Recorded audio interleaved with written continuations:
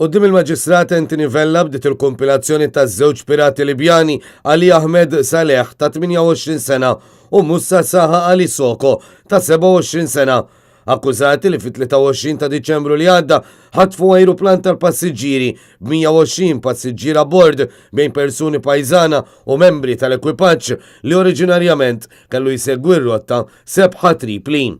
Il-bidu tal-kompilazzjoni sabet intop minħabba li ma kienx hemm avukat tal-għajnuna legali għal Musa Saha Ali Soko. Waqt li Ali Ahmed Saleh fil-qorti kien rappreżentat mill-avukat Julian Farrugia li kienet jidher għall-avukat Patrick Valentino li bħalissa jinsab imsiefer, l-avukat Joe Ellis fisser li lilu ħadd ma kien infurmah biex jidher għal xi wieħed mill-pirati. Ftit talin wara fl-awla daħal l-avukat Joe Ellis li marfu l-klient ġdid tiegħu u permezz tal-interpretu tkellmu għal xi ħin fejn fost l-oħrajn infurmah li kien se jkun hu r-rappreżentant legali tiegħu quddiem il-qorti. L-ewwel xhieda kienet tal-Ispettur Omar Zammit mit-taqsima tal-antiterrorizmu tal-Pulizija u qal li jekk kif il-Pulizija saret taf f'dan il-ħtif tal-ajruplan mill-ewwel għamlet kuntatt ma' rappreżentant tal-kumpanija tal-Afrikija Airways biex il-Pulizija ikollha lista kompluta tal-ismijiet tal-passiġġieri abbord. Fisser ukoll li l-kap kmandant tal-Forzi Armati ta' Malta, il-Brigadier Jeffrey Kurmi, flimkien ma' żewġ uffiċjali oħra tal-Armata marru fit-torri tal-kontroll biex jibdew jagħmlu kuntatt maż-żewġ pirati. Eventualment sar qbil bejn il-partijiet li l-passiġġieri kollha jitħallew jinżlu mill-ajruplan fi gruppi ta' 25 persuna u dan għal raġunijiet ta' sigurtà.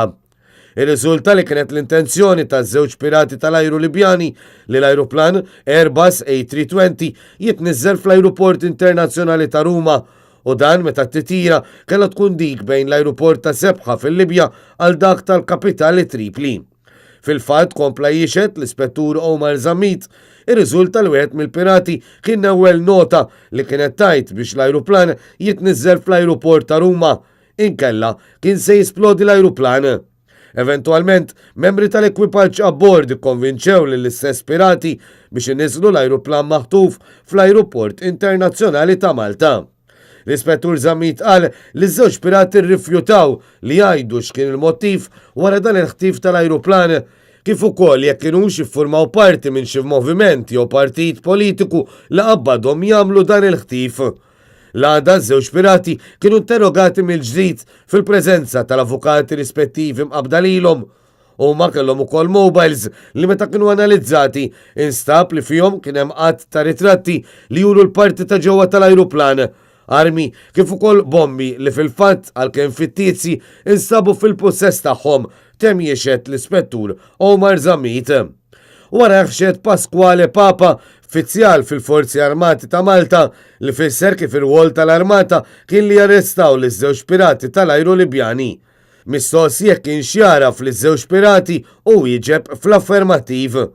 Xiet imbagħad Renald Gallia mill-Air Traffic Control li fisser lil qorti li la darba kien daħal fis-seħħ ħtif ta' ajruplan allura t-torri tal-kontroll informa mill-ewwel li l-ajruporti l-oħrajn fil-viċinanzi fosthom fl-Italja, fit-Tunezija u fil-Libja li f'Malta ma setawx jinżlu jew jitilgħu ajruplani minħabba raġunijiet ta' sigurtà.